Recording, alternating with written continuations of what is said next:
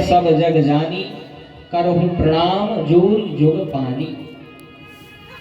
और इस रामचरितमानस का तात्पर्य है रामचरितमानस।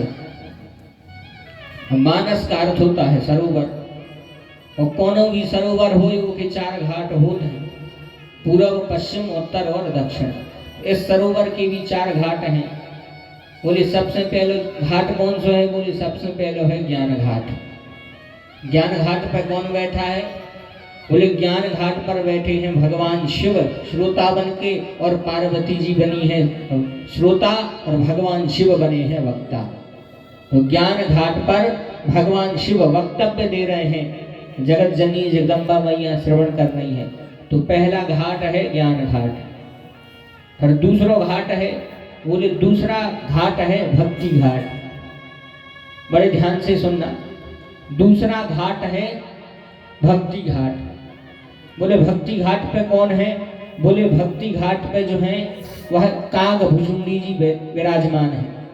श्री काग भुसुंडी जी भक्ति घाट पर विराजमान है। काग भुसुंडी जी कथा के वक्ता है, और श्री गरुड़ जी महाराज कथा के श्रोता है। यह है दूसरा घाट। कौन सा? भक्ति घाट। उसके बाद आया तीसरा घाट। तीसरा घाट है कर्म का घाट। कर्म घाट पर कौन है? बोले इस कर्म घाट पर जो है यज्ञवल्क जी विराजमान है, और कथा कौन सुन रहे हैं? बोले कथा सुन रहे हैं भारद्वाज जी। यह है कर्म घाट। और चौथा है दैन्य घाट। दैन्य का अर्थ होता है दया, दैन्य का अर्थ होता है छोटा, दैन्य का अर्थ होता है जो द्रवित हो जाए, जिसमें दया हो, जिसमें भगवान के प्रति करुणा हो। और दैन्य घाट पर गोस्वामी तुलसीदास जी कथा कह रहे हैं। और किसको कथा सुना रहे हैं? बोले अपने मन को, मन रूपी तोते को कथा सुना रहे हैं। अपने मणिराम जी को कथा सुना रहे तुलसीदास जी। तुलसीदास जी ने जब इस कथा को लिखा तो स्वयं को सुना करके लिखा। पहले तुलसीदास जी ने जब इस कथा को बनाया, थोड़ा सा भूमिका में ले जाएं। बोले इस कथा को तुलसीदास जी ने कब बनाया? इस कथा को बनाया संबत 1631 कहूँ कथा हरि पद धरि सीसा।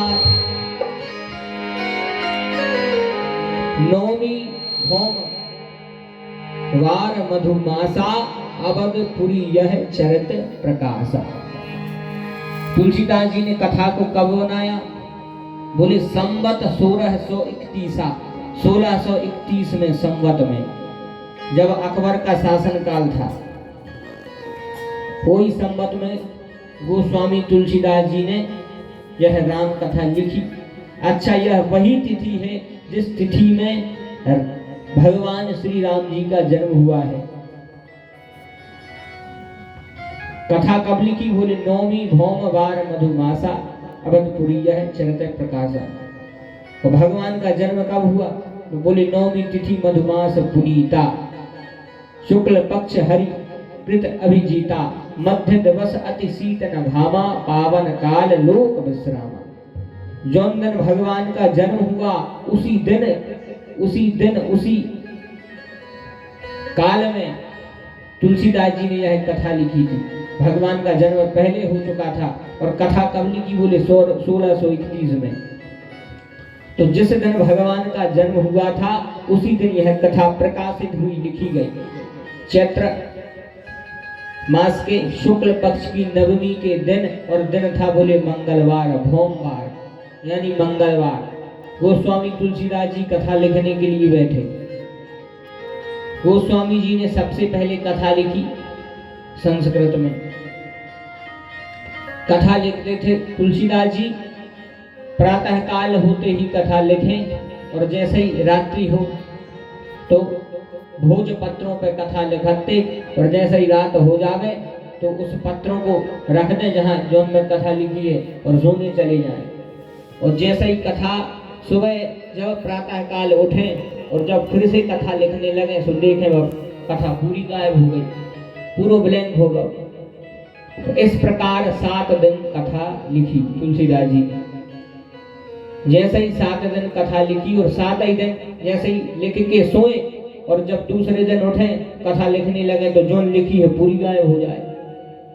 तुलसीदास जी परेशान हो गए कि अब करें क्या। फिर एक दिन की बात है, जैसे ही बड़े दुखी होकर के सोए तो उसी रात्रि में भगवान शिव और जगत जननी पार्वती जी ने दर्शन दिए और तुलसीदास जी से कहा, गोस्वामी जी कथा तो आप लिख रहे हो, लेकिन इस कथा को आप संस्कृत में ना लिखें, इस कथा को आप गांव देहात की भाषा में लिखें। बोले शंकर भगवान की जय, संत समाज की जय। बोले इस कथा को आप संस्कृत में ना लिखें, इस कथा को आप गांव देहात की भाषा शुद्ध भाषा हिंदी में लिखें। बोलिए सीतारामचंद्र भगवान की, हनुमान जी महाराज की। बोले संस्कृत में नहीं लिखो, बोले तो बोले बिल्कुल गांव देहात की भाषा में लिखो कि कोई भी इस कथा को जो सुने वो तुरंत ही श्रवण करे और समझ जाए। तो जैसे ही भगवान शिव ने आशीर्वाद दिया उसी समय तुलसीदास जी ने बिल्कुल हिंदी में यह कथा लिखी और इसका प्रमाण भी है। बोले यह रामायण जो है भगवान शिव का प्रसाद है।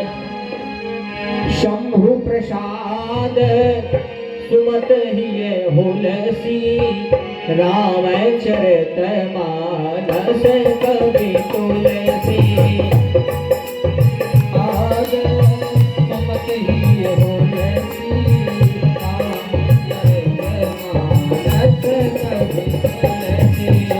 शंभु प्रसाद सुमत ही हुलसी, रामचरित मानस कवि तुलसी।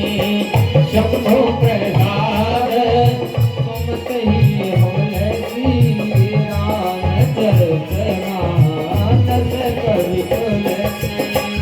जय सिया राम जय, जय सिया राम जय, जय सिया राम जय, जय सिया राम जय, जय सिया राम जय, जय सिया राम जय, जय सिया राम जय, जय सिया राम जय, जय सिया राम जय, जय सिया राम जय, जय सिया राम जय, जय सिया राम जय, जय सिया